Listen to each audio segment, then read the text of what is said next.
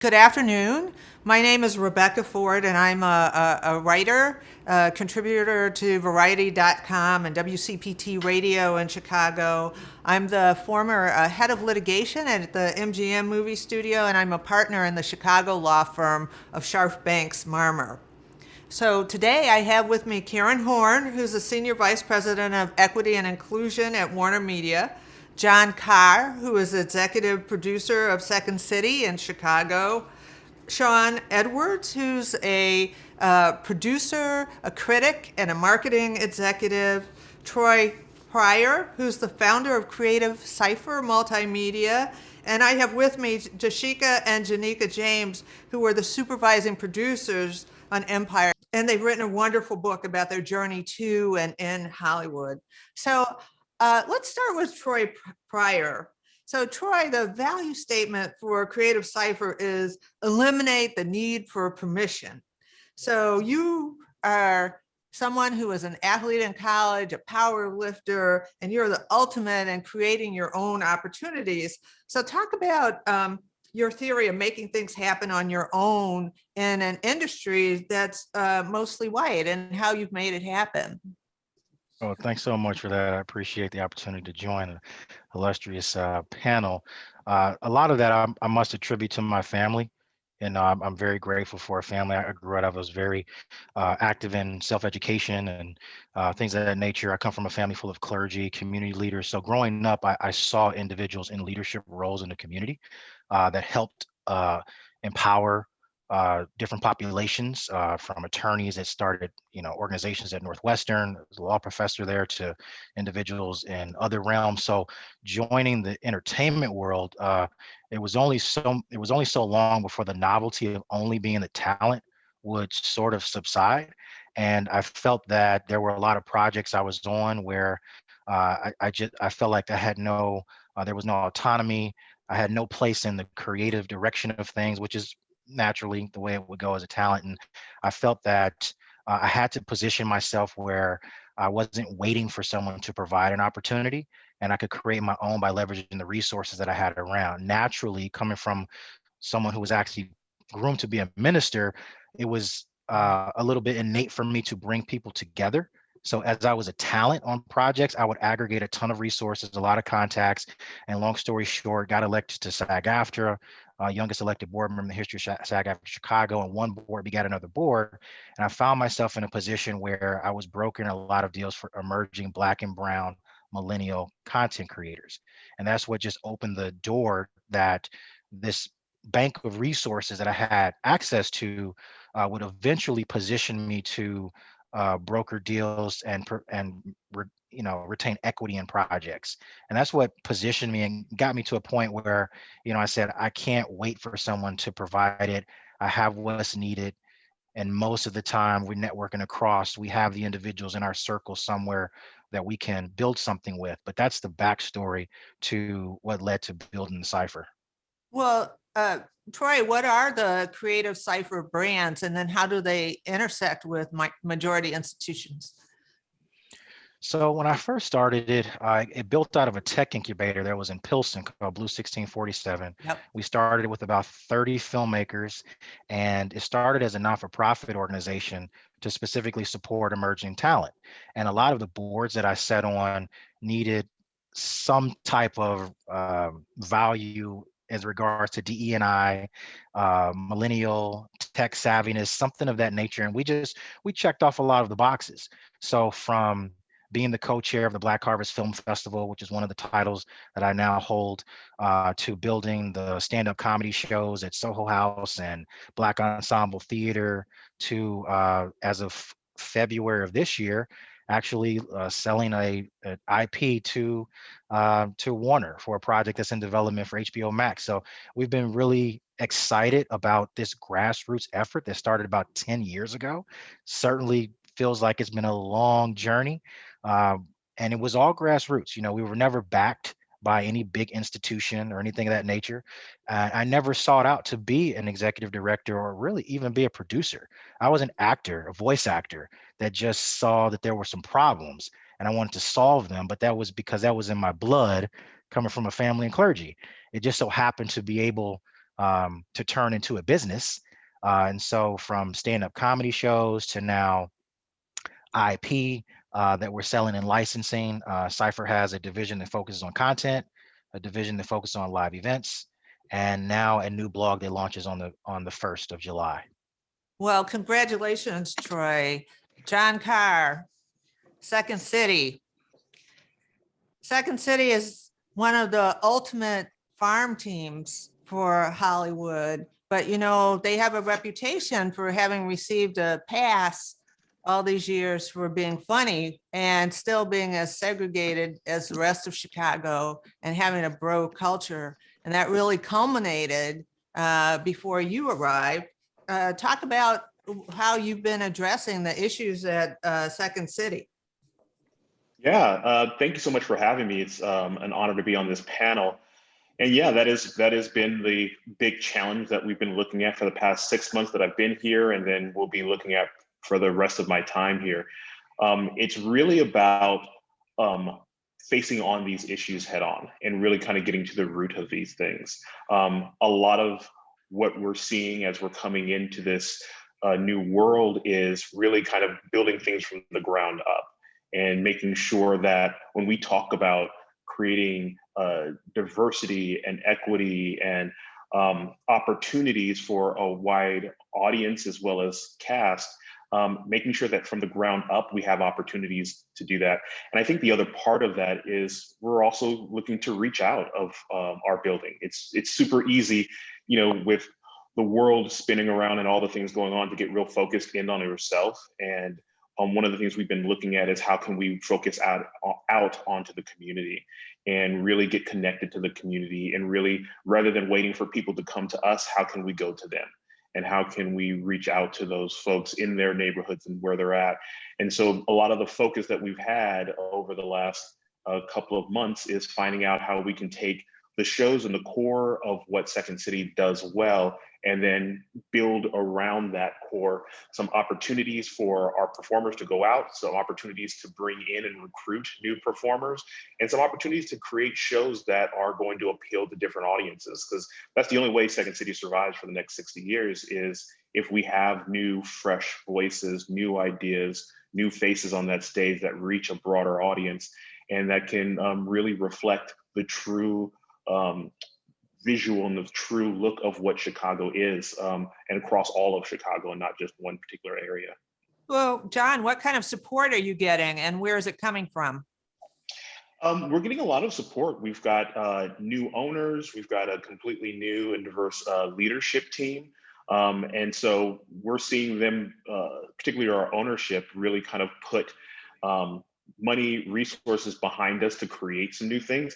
And here's the thing, it's not a light switch, right? It's a thing that we have to grow over time. And so it's not only just putting resources behind the shows that will be coming out as we're able to do shows live, but also saying we're going to dedicate the time and resources over the long haul so that we can start building these audiences long term. And so we're seeing that from all across the company and all company lines. And that's been the really exciting part about it. Wow, that's great. So Shawn Edwards, you are one of the founding members of the African American Film Critic Association. So you've been around a while. How are you seeing opportunities for BIPOC folks change over the past years, the past decades? What's old and what's new? No, that's a great question. Yeah, I'm one of the co-founders of the African American Film Critics Association. Gil Roberts, wow, it has been a while. Gil Robertson and I started the organization way back in 2003. It's funny, it was actually an idea that was born on a napkin that became an organization and a home base for journalists of color, particularly Black journalists, to have a home and a foundation as they try to navigate the waters of trying to establish themselves and have a career in this industry covering film, which, as you mentioned, has changed throughout the years. The biggest thing that has changed in the past 20 years is the advent of technology. Back in 2003, sure, the internet existed, but it wasn't the beast that it is today in 2021.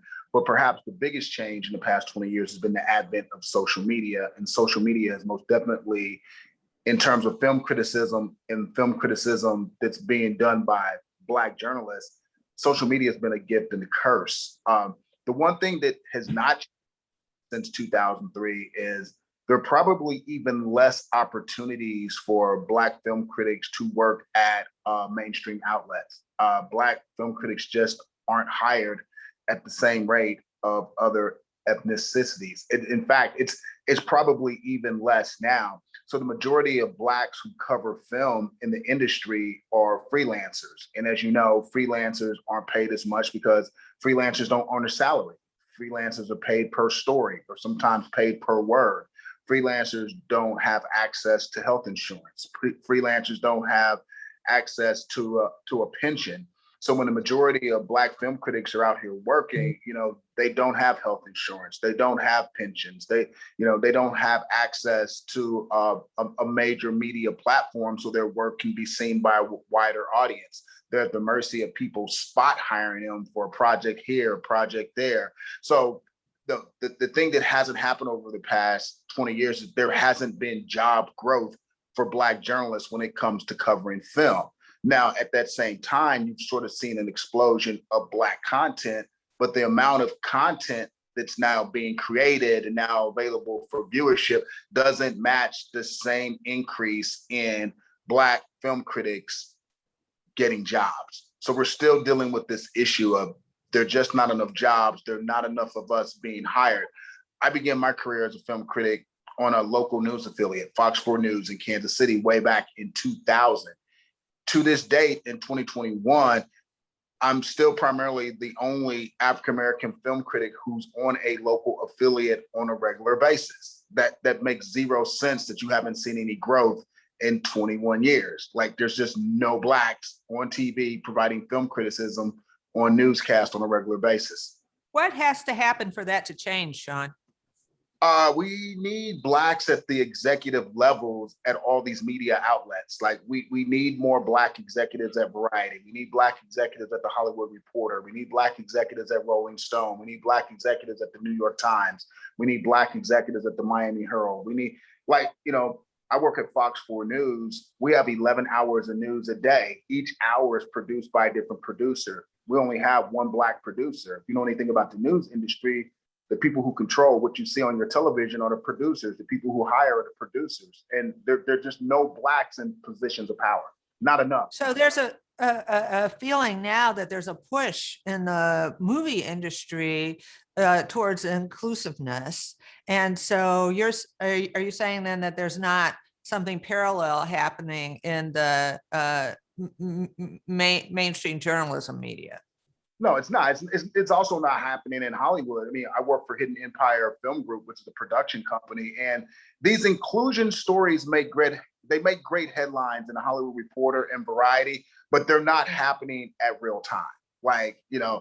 It sounds great, but action's better. Action's lagging far behind the headlines. Well, that's something that we want to circle back to after everybody has had a chance to talk. I want to reach out now to JaNeika and JaSheika. And as we were saying, like before this program, they've written a book called Living Double. And I just think it's a wonderful book because it talks about their process. And so there was never a moment when they weren't studying and committed to television, but man, they had ups and downs along the way, and all the stuff that happened to them, you could see happening to you. So one of the things that I'd really like the two of you to talk about is the idea of making fear fun. Yeah, absolutely. That's one of the things that we put a little bit as a footnote in the back of our book is that fear is not something, in this business that's ever going to escape you. It's literally going to continue to be a part of your process, no matter how, quote unquote, successful you're considered to be. And so we've just decided to kind of reframe it for ourselves. And just kind of embrace it and really take it on as redefine it essentially. There's fun, as we, achieve, our realities basically.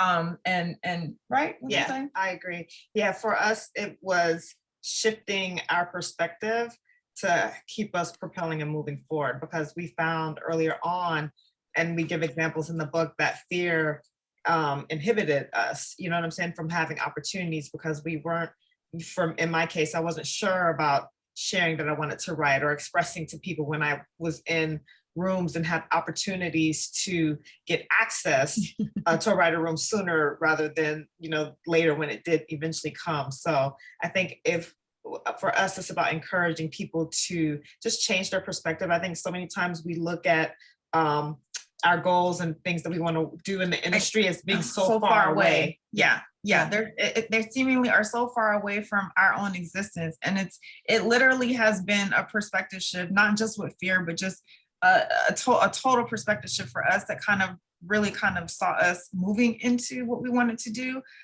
We talk about how our journey was about 10 years.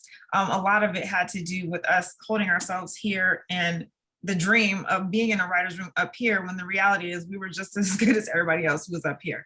And that perspective shift is what we had to embrace, essentially. Well, I think one of the really important things about the book is that, there are ups and your downs, and it's not over. So you're up, you're down, then you go, and then you do the next thing, you reevaluate. I think one of you said, sometimes it's you, the same thing keeps happening. Yeah, I read that book. Right. So, so what advice would you give people trying to break into the industry now? The biggest piece of advice that I say now is, especially to young Black and Brown folks who are trying to get in this business, is to take up space unapologetically with your creative voice. So many times, I feel like, we get into this business only to be told to kind of, shut up and be quiet, wait your turn when you're already at the table. And I think it's important for us to take up space in a very similar way to our counterparts. We're not raised to kind of do that, but when you do, you see a lot of results. So that's the biggest thing for me, is just use your voice and take up space with it unapologetically. I agree with everything that she just said. Co-sign. Well, Karen Horne. Hi. Your job is to open doors for people of color on the creative side. So how do you convince whites that that's not a threat to them? I don't know that if a person thinks that it's a threat, I'm not sure that I can ever convince them that it's not a threat. What I do, and the reason why I've been successful at my job, not just at WarnerMedia, but for the last 20 some odd years in this industry, is that I create and help find and introduce talent that's undeniable. My background is a creative executive, a producer. So I know how to develop talent. I know how to find talent. And also I'm in the streets trying to recruit talent. So I think, most people know the work that I've done, and whether it is at WarnerMedia now or whether it was at NBC Universal or ABC Disney before then, the work that I've done and the people that I have championed and who are now super successful in this industry kind of speaks volumes about, for me, it's all about the talent. And then it's my job to make sure that that talent is diverse.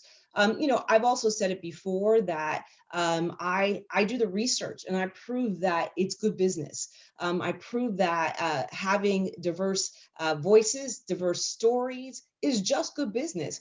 It's not a risk. Diversity doesn't equal a risk, and that we would not be smart if we left that money for these audiences. People want to see themselves on screens. People want to hear their stories, and it's not a good business if we don't service that. So in terms of threat, the threat should be if you don't employ or if you don't engage, your job should be threatened by that because you're not doing a good job. So that's where they should be afraid of. That's where the threat really is, as opposed to thinking that there's not enough of this pie to go around, because there is plenty.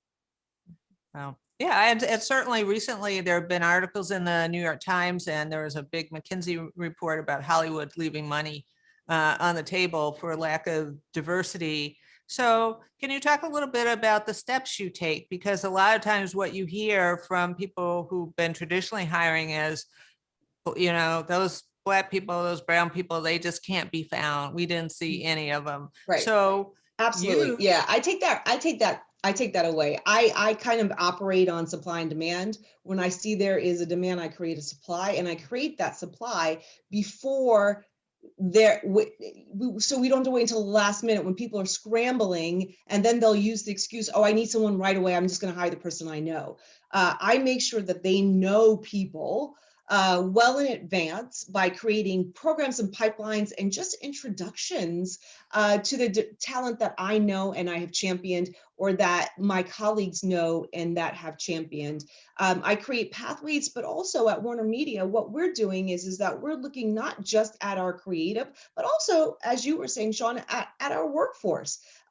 You can have the greatest creative talent, and then the people who are looking at that talent are looking at through the white lens that they know and are comfortable for, and it could be the best thing and they won't see it because that's not their comfort level. So what we've done at WarnerMedia is really try to create not just a diverse workforce, but also systems where people understand the built landscape that is our industry, and that this built landscape was built on systemic racism. And we try to show ways that allowing people to bring their authentic voices, like JaNeika and JaSheika were saying, being able to show up unapologetically for who you are, to not be threatened by that, to embrace that, to know it's going to be better for our business.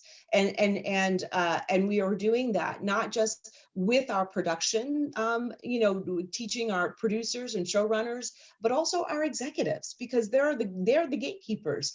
And Shawn, when I was at NBC, one of the things I'm really proud of is that we worked with Rotten Tomatoes to make sure that they started diversifying that team there, because how you review a movie often is who sees it, who decides to see it.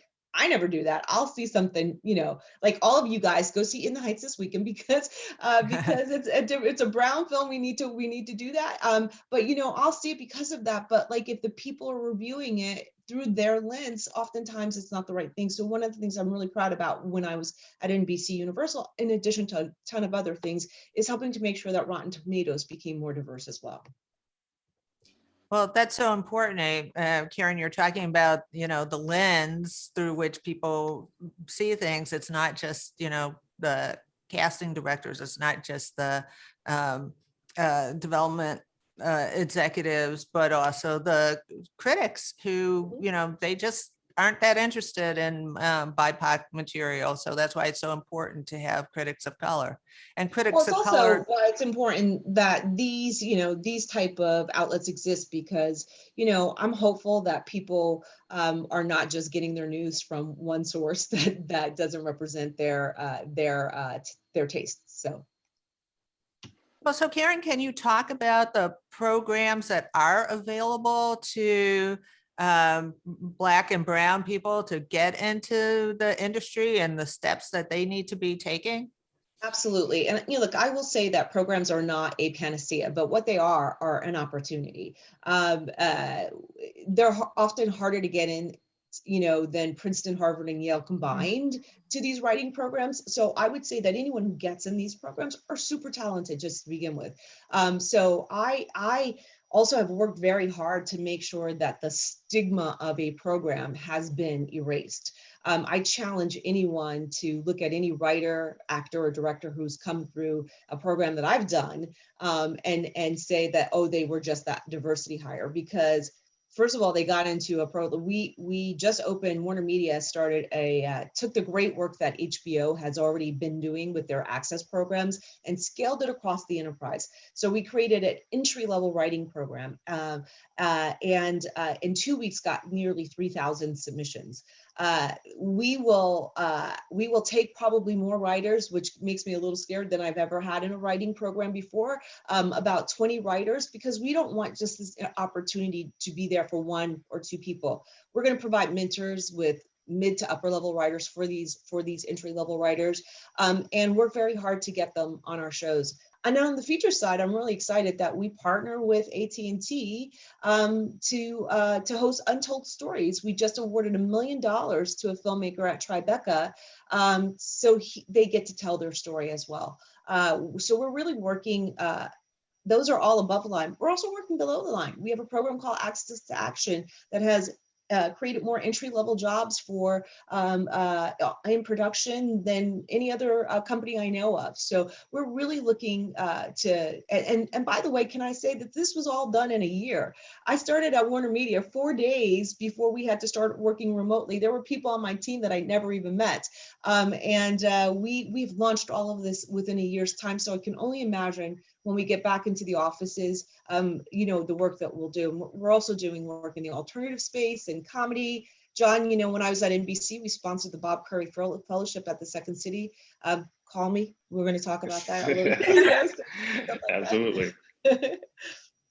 Well, so Karen, you've been there for a little over a year and have done all this great work. Talk about how your studio has supported you.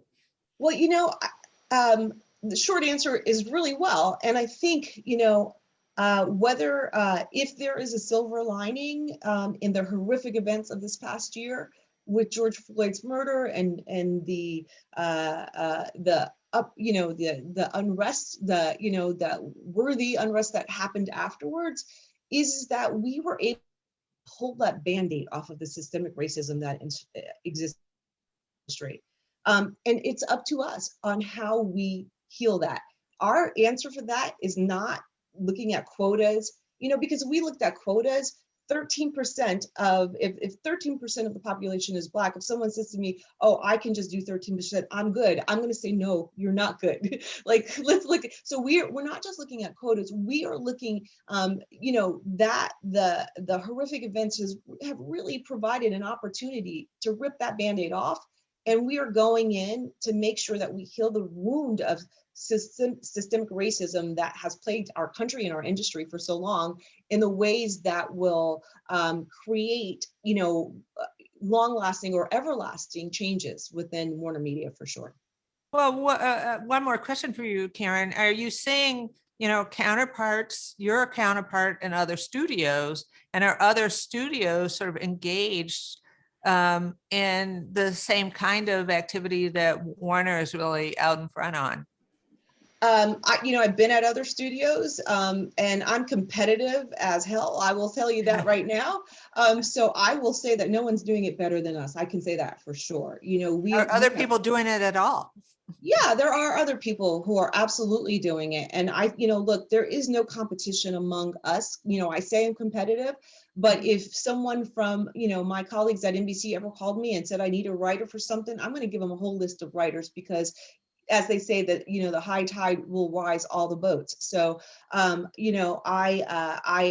am competitive. I want to be the best wherever I am. I was the best when we were at NBC, and now WarnerMedia is going to be the best in the industry. And I say that unapologetically, and I offer anyone to come at us because that means you're going to do a good job too. So let's go. Right. Well, so one of the things that I would like for each of you to talk about a little bit in your comments is this ongoing? Do you think this will be ongoing, or is this something that's just a response to a really, really bad year that we just had? I think that's one of the big hurdles that we're facing. And I think the way that you do that is, and it's across the board, it's education, right? It's not only educating our talent, but educating our audience, expecting more from our talent, expecting more from our audience, and being upfront about that, and lowering that tolerance rate for that type of behavior across the board. I think the other part of that is then, I think some of the mistakes in the past from theater in general has been, if you want to diversify your audience, what you do is you give free tickets away and then a diverse audience will show up. And it's like, no, it's more than that. You have to give them something to see. You have to give them a reason to come into that building, because you can give away all the free tickets in the world, and if there's nothing there for them, they're not going to come. And so it's also up to us to say, we want a diverse audience, and because of that, we're going to put some diverse product, not just people, but actual diverse product, diverse shows, how we present our shows so that we can give those audiences an opportunity to come in. And when they come in, let's get them throughout the building. Let's help diversify the entire building because we have people coming in. Because I think that's the other thing when Karen was talking about a pipeline, that's what Second City wants to be. We want to be that pipeline for these voices. And, so much of that is reaching out to the community, but so much of it is educating the community. The thing we would always say, I've been an improviser for 20 years, and I'd always say my family have no idea what I did if it wasn't for Wayne Brady, right? It's not how many improvisers, how many Black improvisers do you see, and how can we start building that, educating why it's important to be an improviser, why it's important to get into sketch comedy, so that we can see those faces on stages and start inspiring that next generation and educating them on how to become the future. And to your question of like, is this going to be a thing that continues, or is this a thing that moves on? I think at the end of the day, it kind of doesn't matter, because I'm going to keep doing this work, right? It's regardless of if the world changes, if people get distracted, or if there's a new big thing that everyone's talking about. The only thing I know for sure, in 20 years, I'm still going to be Black. And so I need to make sure that I'm doing everything I can for young Black and diverse and BIPOC performers to get them into that pipeline so that they can be like some of these people on this panel. And we can never have that situation of, I don't know enough people to cast this role, or I don't have, that's where I see my role is. I need to make sure there are enough people that we can get them cast in whatever role and opportunity comes up. Well, and do you feel like over the past several years that awareness in BIPOC audiences of improv has just really increased? Oh, absolutely. We're seeing so much of it is increased thanks to TV shows that we're seeing, but frankly, it's just to BIPOC performers being willing to say, it's not good enough for me to make it. I have to go and help that next generation. That's the thing that always gets me and excites me, is seeing so many successful performers of color coming back and helping and finding others and bringing those others up. And I think that's something that has to continue regardless of what the world looks like in 10 years. That's so important. JaNeika and JaSheika, what's next for you guys? So we just finished up co-executive producing on Gossip Girl, the new Gossip Girl on HBO Max. Yes. Which, speaking of just the diversifying of content, the new Gossip Girl has 2 Black female leads. So when you ask the question of, whether this is something that is just a fad or is it going to go away, I agree with what Jon said. Like, we're going to still be here to do the work. Yes. So it's not going away. But we just finished up on Gossip Girl. We're currently working on the new reimagined 1-hour version of The Fresh Prince of Bel-Air that's going to be called Bel-Air for Peacock. And we're also developing an origin story of Medea titled Mabel that will be at Showtime. So we have a lot of, fires cooking right now. Yeah, it sounds like you're busy. And then, so talk to us about the group that you're working with in terms of, women and minorities.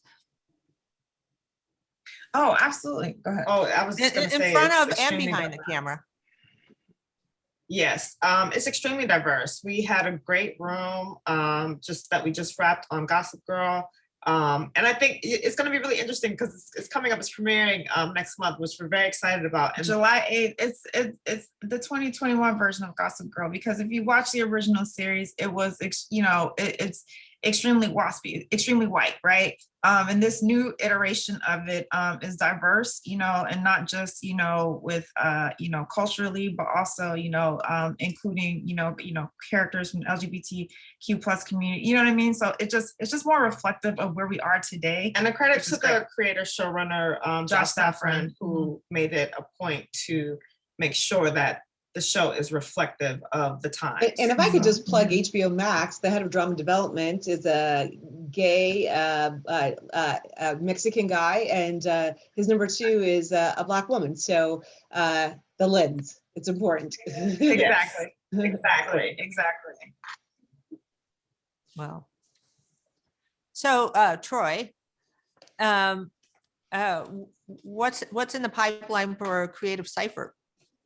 So one of our flagship programs called the Film Accelerator, we launched it about 2 years ago, and it was really born out of um, a need to provide access to resources to a lot of emerging artists. And a lot of the boards that I sat on, I saw gaps. And a lot of times, especially from Chicago, one can say can be a very segregated city. And I find myself in situations where I'd be in a boardroom knowing that, whatever this goal that you'd like to achieve, you can do it if you only knew this individual that was on the other side of town, or that individual could achieve their goal if they had access to this resource, but they're not aware of it. So I built a program that uh, made it nearly impossible for about 35 organizations in Chicago to say no to. And as a result, it gave me a bank of resources that I then allocated to the winner in a project called the Film Accelerator. It's a 6-month program. It's under our 501c3 division, but it supports a diverse creator all the way from ideation through completion of a short form digital project. A lot of times those projects can be great proof points to turn into something larger, which is what we've done with a previous project. So we wanted to keep it at a point where it was a manageable program, something that could be funded and completed. One of the things we noticed are a lot of institutions or organizations that I saw were either called incubators, accelerators, labs, and oftentimes didn't finish with a tangible, a viable product. It was great in theory, but didn't finish with a piece. So I wanted to make sure that we could complete something that aggregated a lot of these siloed organizations that have great resources, raise awareness, and then provide that to a creator. That was the first iteration of it. The second iteration just wrapped this year, where we were actually able to fund 50% of the project, and we brought showrunners on. We brought creators from Southside and BET creators and just from different networks to consult with that creator throughout their process. And so now we're looking forward to the next iteration of it. Thanks to SAG-AFTRA, we're going to be scaling in Atlanta and Georgia. So we're really excited about that program. Outside of that, our experiential division just locked a deal in with a pretty prominent location in the Bronzeville area of Chicago to start creating. We're going to launch a drive-in movie theater in Bronzeville, and we've got the space has been here since the 40s. If I say the name, folks will know what it is, but it's in Bronzeville, and we're ideating what that space will look like. If you've been in a Soho house, that's what we're building it out to be, but it's in Bronzeville. One of the reasons behind that is because the ethos of the cipher from the beginning was to eliminate the need for permission and eliminate the question of when are you leaving Chicago, or to eliminate that feeling of I'm a creative, but the only way the world will ever see or hear my voice is if I sell off what I've come up with. I have no leverage, I have no access. So how do we build our own bank? That's really the undercurrent of everything that we're doing, and it's manifested itself in various ways in the creative world. So the accelerator program and this new iteration of a site in Bronzeville is what we're really excited about. Well, I'm going to follow up with that with two things. One, can you talk a little bit about your experience? Because Creative Cypher really came out of your experience in an incubator. And then also you serve on a lot of boards, including SAG-AFTRA here in Chicago. So what is that, original experience of being in an incubator? What happened there that led to all this? And then how has serving on all these boards served your practice? Well, the accelerator model, I hadn't been in an accelerator per se, but I'd been on a lot of projects as a talent. And I can just tell you, just sitting around set, the first thing for me was I'm like, they're wasting a bunch of money on this. They're wasting a bunch of money over there. I wonder why they made that decision. And I just knew that if I could get in a position and leverage the access I had, I could at least support other creatives and myself. I would memorize the union contracts to protect myself as a talent. I just remember being on projects one day and I didn't get paid on time. I had to figure out what the inner workings of that was. And after memorizing a bunch of contracts, I started helping non-union creators flip their projects into union projects. And that's when the board started to come on and they said, can you join our board? Help us with this and that. And so one of the things that I really resonates with me, what John was saying, and the sisters were saying as well, is this idea of knowing your value. And so there have been situations where I have, in so many words, say, there's only so much I can do as an individual. I think it's better for me to move in another direction. And I've been given the autonomy to build out, some programs that I think would add value. And I remember Diddy saying this years ago at a panel or something. And they said, when do you know you made it? And it wasn't about money. He said, when I knew I can get up and walk out of the room. And it was just this idea of knowing that in many cases, they, whatever the they means, needs you more than you need them. Now, how do you justify that? How do you create a business case? This is where the business of show comes in. How do you get into, some of the things that Karen was talking about, the bottom line, those numbers, talking to someone that already feels intimidated? What language can I speak to this group of individuals so they understand that this just can't be a performative thing? We actually want to build something sustainable. And so as a result, I just knew that there were certain situations where I had to create it myself and essentially say, this is what I was talking about. Now, do you want to be a part of it? And that's what continued to grow. Well, that seems to resonate with what JaNeika and JaSheika talk about in terms of, say it aloud, right? So, and so you don't know who's going to be in the room. I was impressed by the activities that you have, the board activity. Like these are people who are in a room who can move me forward. Let me say it aloud. And that was so important.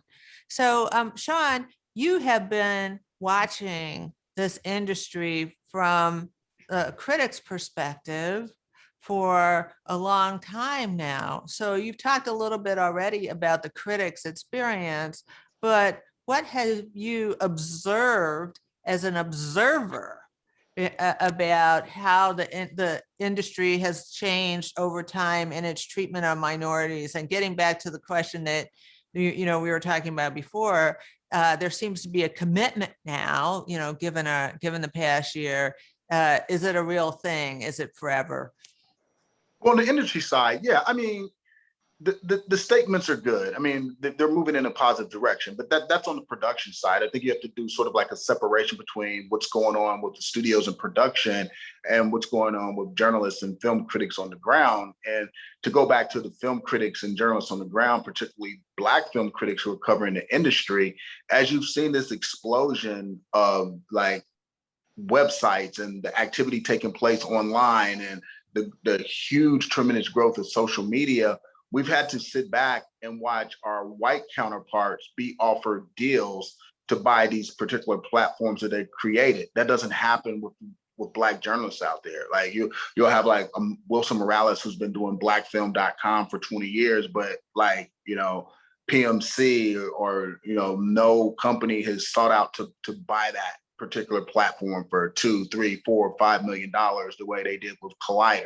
You have Black geeks out there that are doing great work, but no one's offered to buy that platform. You have a lot of like journalists out there who have their own platforms, but they're not being offered these huge deals to have their content purchased on the same level as mainstream film critics. And then you also have mainstream film critics who operate their own platforms who receive large chunks of the marketing dollars from these studios and streamers that Black film critics don't have access to. You click on like a mainstream website like Awards Daily, and you see all these FYC pop-ups because these studios and streamers have FYC budgets. They have like regular marketing budgets, but the Black film critics don't get a cut of that pie. And if they do, it's a very small sliver. So there's a huge wealth gap happening between white journalists who cover film and Black journalists who cover film. And that's the gap that we need to desperately shrink ASAP because it's widening as I sit here and speak.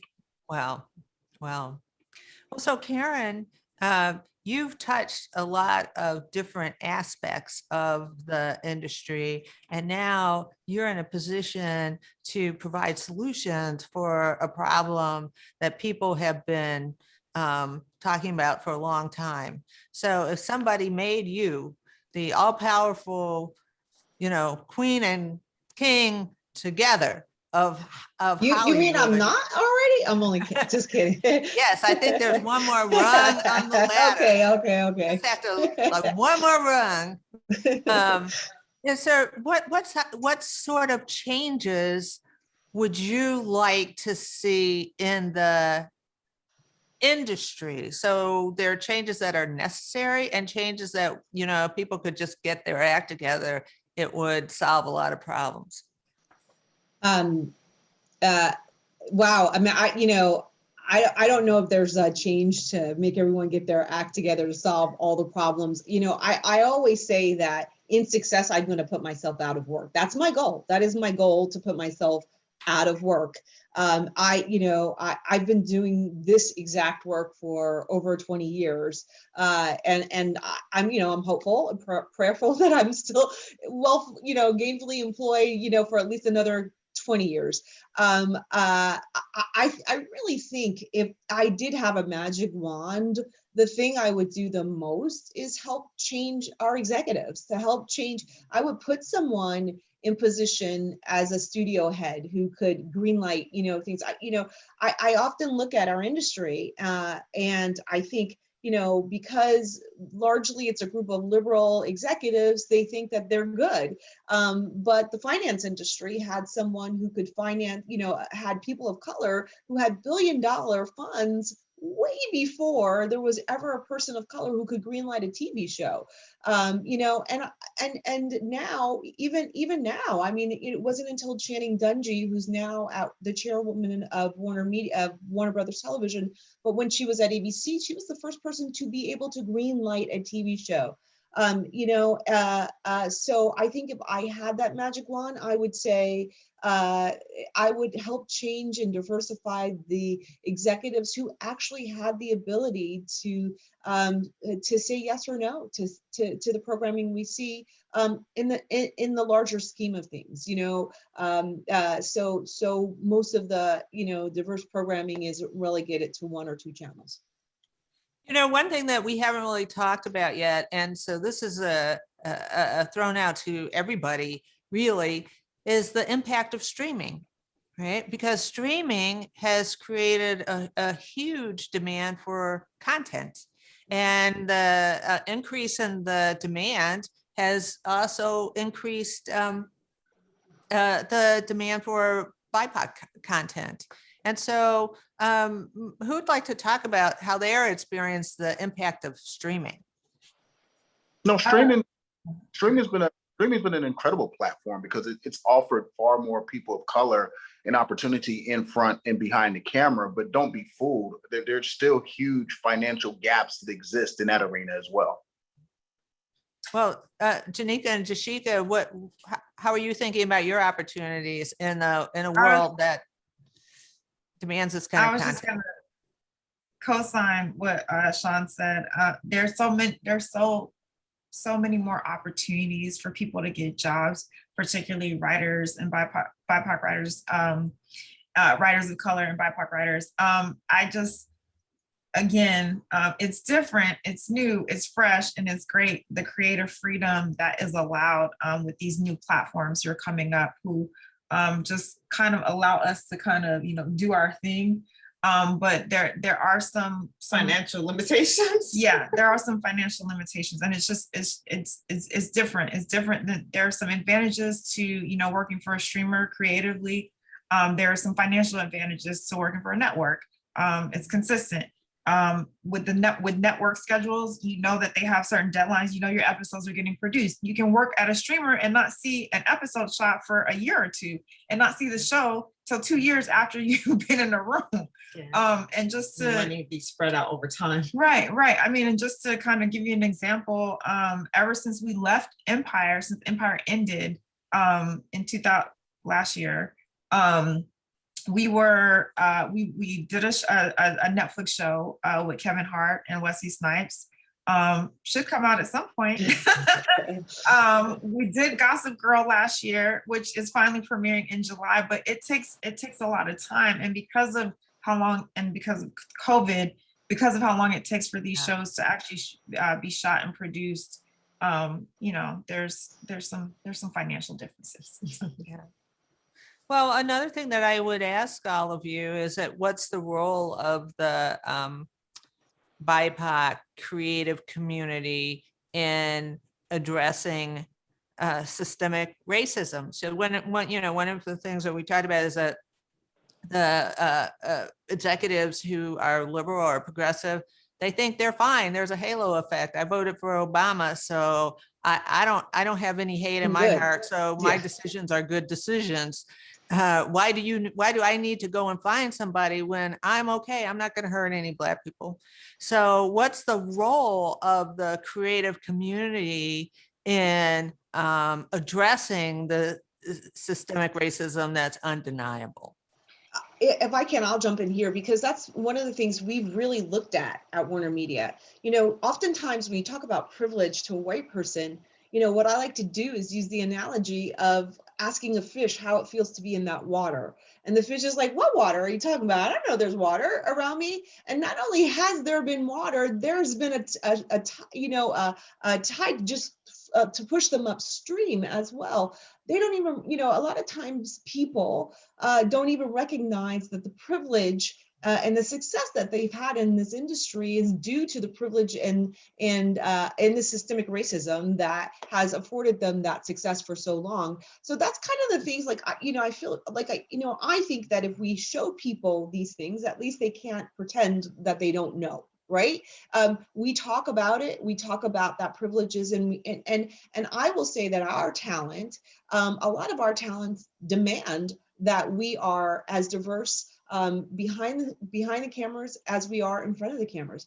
It's very easy to put a diverse cast together.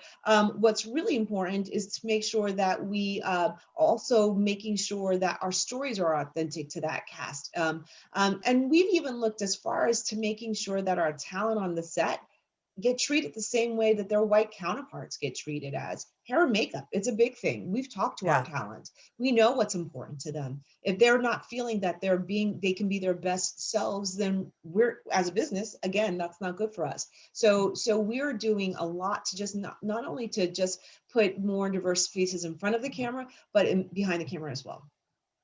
Well, Karen, I think this is a follow-up question for you. Is there a synergy with the Me Too movement?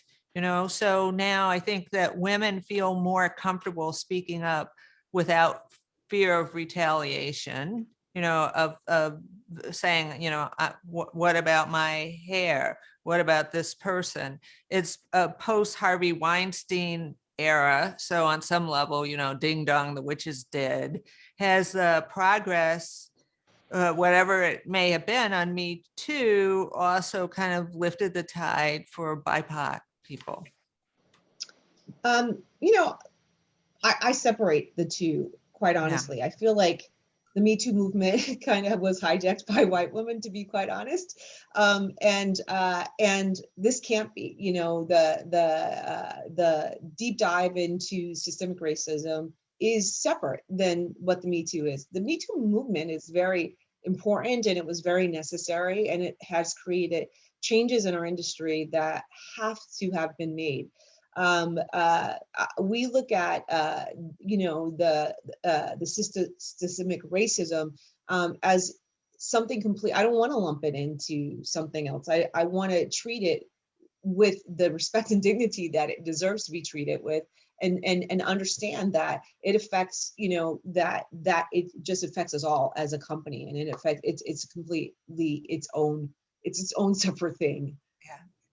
Well, so as we're wrapping up, I guess we should go through to each of you to ask the question of, what is it that gives you hope? And what is the thing that when you wake up in the morning, you feel that this day is going to be a better day than yesterday? So John, why don't we start with you? Yeah, absolutely. I think for me, it's all the little, small, young organizations that I see popping up. The one that comes to mind immediately is the Black Improv Alliance. And it's something that's only started over this pandemic, but it's about bringing Black improvisers together, highlighting them, helping bring those resources together. And, when you're at a large organization like a Second City, there's a lot of work that goes into changing and a lot of things that have to go into redirection, but seeing some of these younger, small, nimble organizations pop up and being able to be in a position to support those organizations and partner with those organizations, and knowing that these organizations are going to be around that are helping to directly affect some of these situations, and being in a position to say, I'm going to help bring up and support and work with you. That's the thing that excites me, because in 5, 6, 7 years, those organizations are going to be huge and are going to be a big leader in the change that we see moving forward. Oh, that is very positive. Troy, what about you? Well, I'm a new dad, so Oh. the seeing my son has given me, and he turns 1 on the 16th. So seeing him gives me a greater appreciation for the responsibility that I have, especially as a Black man in America. One of my mentors is a gentleman by the name of Thomas Burrell, wrote a great book called Brainwashed, founder of Burrell Communications. And so the idea of being in a position to not only hone your craft as an artist, as a creator, but also understanding that those things that you put out has an effect on those that see you and how we see ourselves, how we value one another, how we value ourselves, and ultimately has an effect in a variety of aspects of life. So understanding that slowly but surely in my own journey, I'm gaining more access to work in spaces that my predecessors may have not had access to. I appreciate that. I appreciate being on this panel, on this call with everyone here. I'm flattered that I'm even on here with everybody. But these are the things that inspire me, because so often we do things. Again, I didn't get into this because I thought I was going to get behind the camera. I thought I was going to be an athlete and tore both my ACLs, and then God has a way of changing direction. But I say all that to say I appreciate the journey. And I'm seeing more and more doors open up as things are coming to fruition. So I know that I have a responsibility, and a lot of that stems from my family dynamic. And so my whole goal again was to help solve problems, and it turned into other opportunities that I'm grateful for. And so I'm starting to see more and more opportunities to do that. I appreciate that. Well, Shawn, what is it that gives you hope? Well, I have immediate hope every day I wake up, because I know Black people never stop fighting. So we're not going to give up until we get what we want. We're very prideful people. We're very intelligent people, and we always keep it moving forward. Now, personally, I put myself in the position where I can help open doors for other people, which is why I became a board member on the Critics' Choice Association, so I could pull people through and provide them a greater platform. I also executive produced the Celebration of Black Cinema for the organization, which gave me leverage to hire Black people in front and behind the camera. And I also do the same thing at Hidden Empire Film Group, where we 100% look after Black film critics and Black journalists and provide them the platform and go directly to them and say, hey, we will hire you. We want you to work with us and for us. And I just continue to climb the ladder to provide opportunities for other people. Well, that's great. JaNeika and JaSheika, I don't want to treat you like you're just one hyphenated person. So JaNeika and then JaSheika, please talk about what each of you feels gives you hope. Absolutely. It's okay. We kind of share a brain anyways. It's fine. I think what really gives us hope is just the generation of creatives that are coming up behind us. They honestly inspired us to write our book and talk about our journey, because I think one of the biggest things that we wanted people to understand is that it's not necessarily an easy road, but that's okay to work in this business. There are going to be peaks, there are going to be valleys, but it's so important for us to maintain a hold of our vision and our dreams to, be creative in this business. Yeah, I just want to add that we so often there's this misconception that in order to succeed in this business, you have to be rough and hard and whatever. But we have been blessed to have a mentor and a woman by the name of Yvette Lee Bowser, who continues to rise, and yet it has no problem reaching up or reaching down and bringing other people up along with her. So that's what inspires us. to do what she has done for us for the next generation. Yeah, Well, gives us hope. oh, well, thank you. Thank you so much. Well, so Karen, I guess we'll wrap things up on your note. What is it that gives you hope? You know, people seeing this panel and, you know, creates constant hope for me. I look at the executives at WarnerMedia, and we did something similar to this with the senior, like very senior level diverse executives. And my boss, who's Christy Habegger, said that our parents or grandparents never envisioned a room like this. And it almost brought me to tears because, you know, there's a saying that we are our ancestors' best dreams, right? And I feel like Shawn said, we will not give up. And I think that every time, I know that even though I've been doing this for so long, every time I get a writer staffed on a show, or an actor gets a role, or a director, you know, gets an episode, I'm getting chills just talking about it now. It just never gets old for me. And I know that those opportunities will help provide opportunities for more people coming up. So, you know, beyond the fact that I am an internal optimist, you know, seeing people succeed like JaNeika and JaSheika, who I've known for forever, seeing their success in others like that continues to give me hope. And I know that as long as we keep, you know, being our best at what we do, we're going to get a chance to do it. All right. Well, I want to thank all of you. What a terrific panel. And we really appreciate your joining us and giving your insights. So thank you. And thank you again. Thank you. Thank you for having Thank you, us. everyone. Thank Thanks you. a So lot. nice seeing you. Everybody. Thanks All a lot. right. Appreciate Good it. afternoon.